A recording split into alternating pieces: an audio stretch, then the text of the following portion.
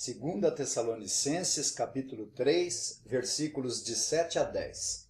Pois vós mesmos estáis cientes do modo por que vos convém imitar-nos, visto que nunca nos portamos desordenadamente entre vós, nem jamais comemos pão à custa de outrem, pelo contrário, em labor e fadiga de noite e de dia, trabalhamos a fim de não sermos pesados a nenhum de vós, não porque não tivéssemos esse direito, mas por termos em vista oferecer-vos exemplo em nós mesmos, para nos imitardes.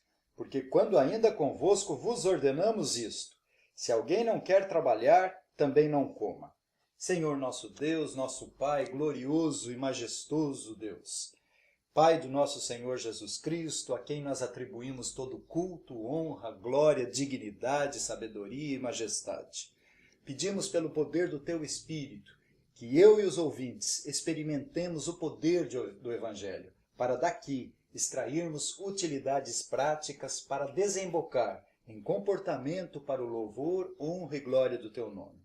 Oramos agradecidos em nome de Jesus. Amém. A fé cristã que nós professamos, pela graça e misericórdia de Deus em Cristo Jesus, resulta em implicações éticas muito importantes em todas as áreas da vida. A verdadeira devoção cristã não está vinculada apenas verticalmente, ou seja, apenas com a nossa relação com Deus, sua palavra, com a sua igreja e o seu culto.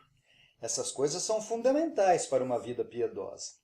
Mas a verdadeira piedade cristã compreende nossa relação vertical com Deus e o seu reino e horizontalmente também com relação aos homens, casamento, família, sociedade.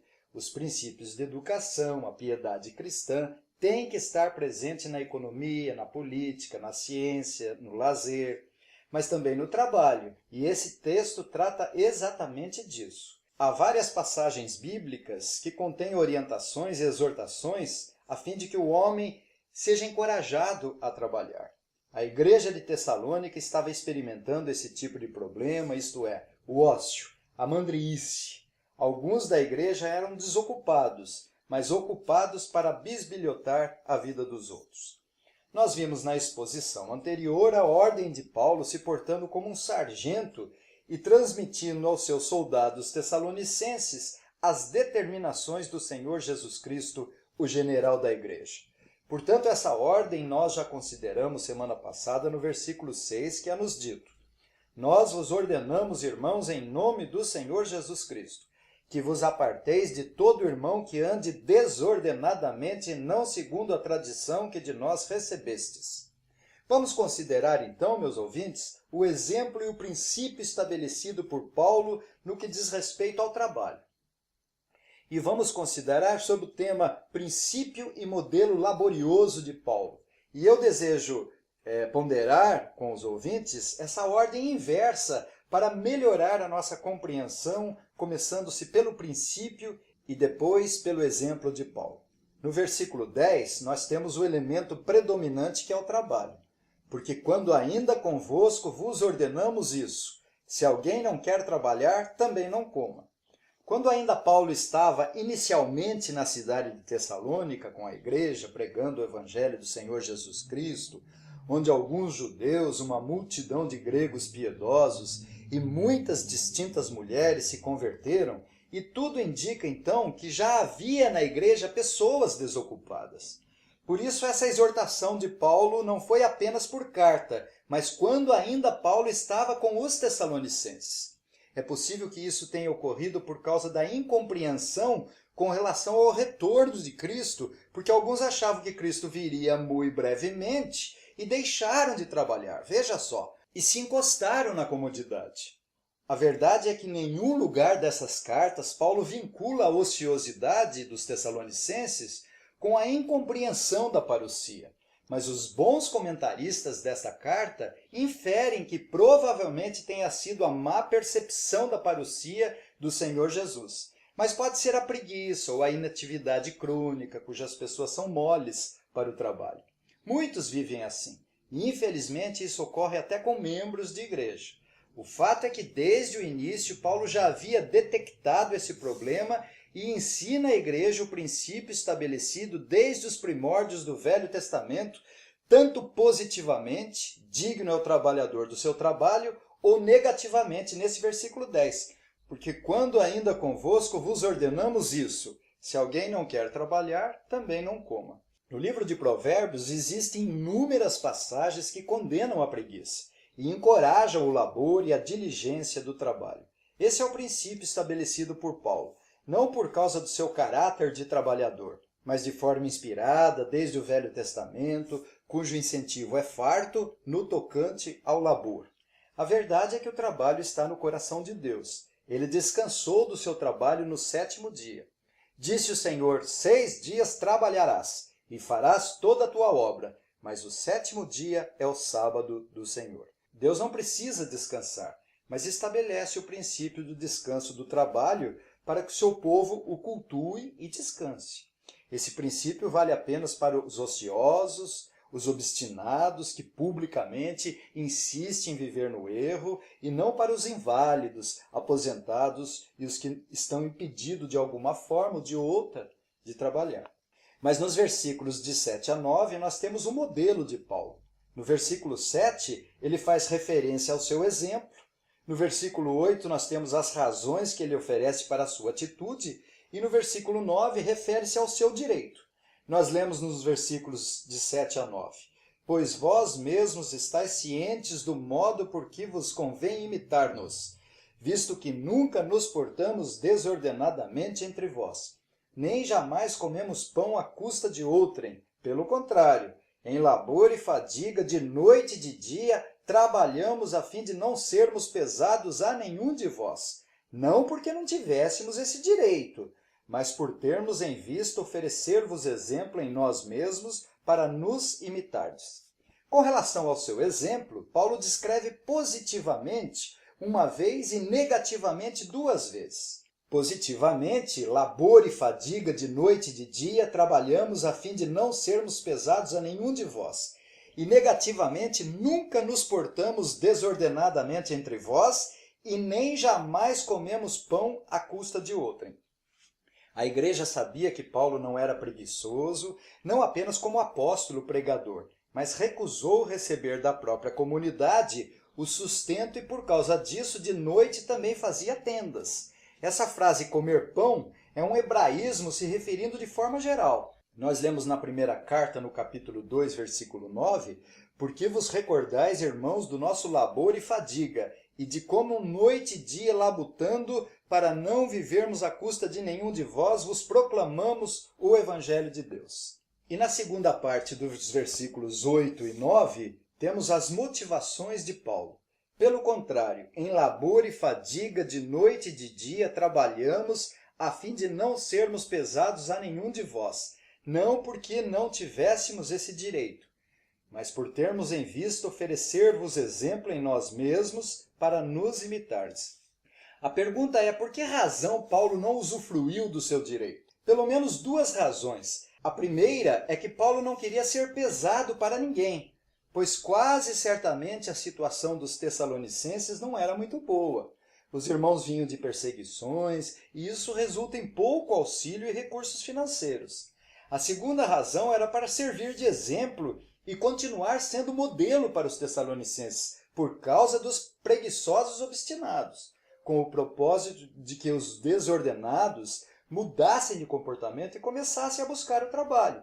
Mas, meus ouvintes, é necessário evitar a ideia equivocada acerca daquilo que Paulo não ensinou. Nós lemos no versículo 9, não porque não tivéssemos esse direito, mas por termos em vista oferecer-vos exemplo em nós mesmos para nos imitardes. Alguns grupos religiosos e seitas não reconhecem os ofícios bíblicos, pastor, presbítero, diáconos, e adotam como prática aqueles que pregam a palavra não pelo ofício reconhecido, mas por trabalharem secularmente e, além disso, ainda assim, ensinam o Evangelho. Aqui e ali eles pegam passagens como essa e tentam fundamentar suas ideias e práticas. Mas essa passagem não deve ser entendida de forma equivocada assim.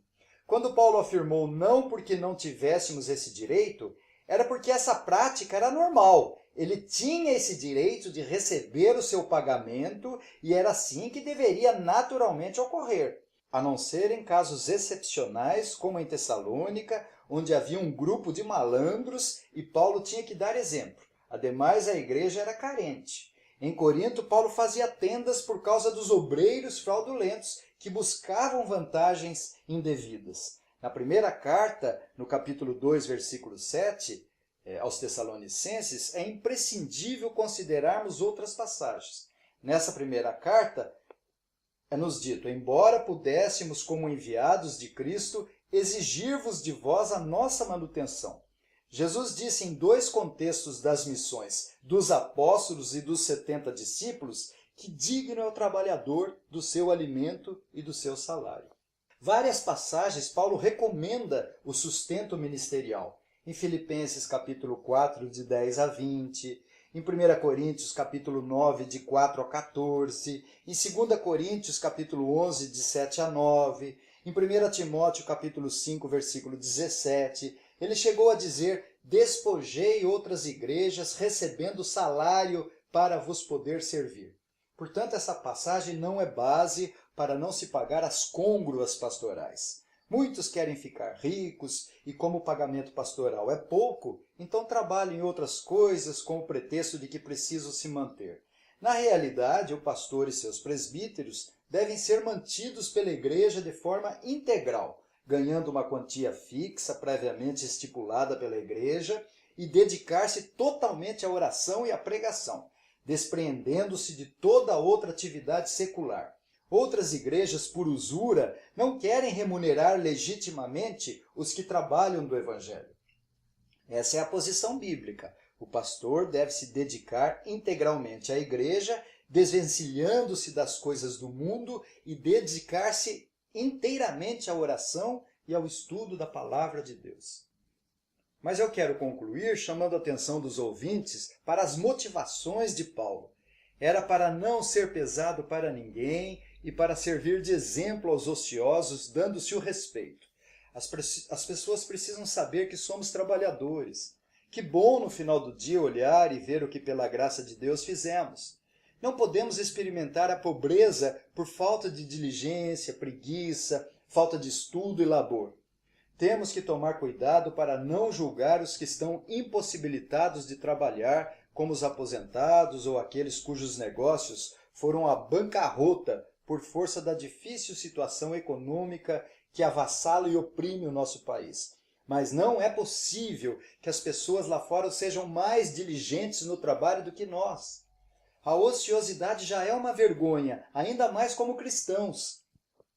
Se Adão foi obrigado a trabalhar no seu estado de inocência, muito mais nós que nascemos pecadores. O ponto de Paulo era a ética bíblica da diligência e do trabalho. Mas também por toda a Bíblia, onde existem exortações variadas concernente ao trabalho diligente e aplicado. Podemos exalar o bom perfume de Cristo, exercendo significativamente a vocação pela qual fomos chamados. Um bom profissional cristão pode evangelizar exercendo aplicada e diligentemente a sua profissão. Cada vocação é santa, cada trabalho é sagrado. Tinha um sapateiro que se converteu pela pregação de Lutero. Depois de algum tempo ele perguntou: reverendo, o que eu farei agora que me converti? Eu devo abandonar a minha profissão e ir ao seminário para buscar algum ofício eclesiástico? Lutero lhe respondeu: não, faça bons sapatos e cobre preço justo por eles. Lutero afirmou que quando uma empregada cozinha ou faz seus deveres como serviço a Deus, o seu trabalho é muito mais digno do que o ascetismo de todos os monges e freiras que não fazem nada. E disse: Deus não quer que eu fique vadiando em casa, me balançando na cadeira, esperando uma galinha frita voar na minha boca. Isso seria tentá-lo. Porque quando ainda convosco vos ordenamos isso, se alguém não quer trabalhar, também não coma. O desordenado, o ocioso, o mandrião, o desocupado não merece respeito e dignidade. Pois se Jesus falou que digno é o trabalhador do seu salário, o negativo é igualmente verdadeiro. Indigno é o ocioso. Digno o trabalhador e indigno o inútil. Provérbios capítulo 21, versículo 25. O preguiçoso morre desejando, porque as suas mãos recusam trabalhar. E o salmista, no Salmo 128, versículo 2, diz: do trabalho de tuas mãos comerás, feliz serás e tudo te irá bem. Que o Senhor nos abençoe. Amém.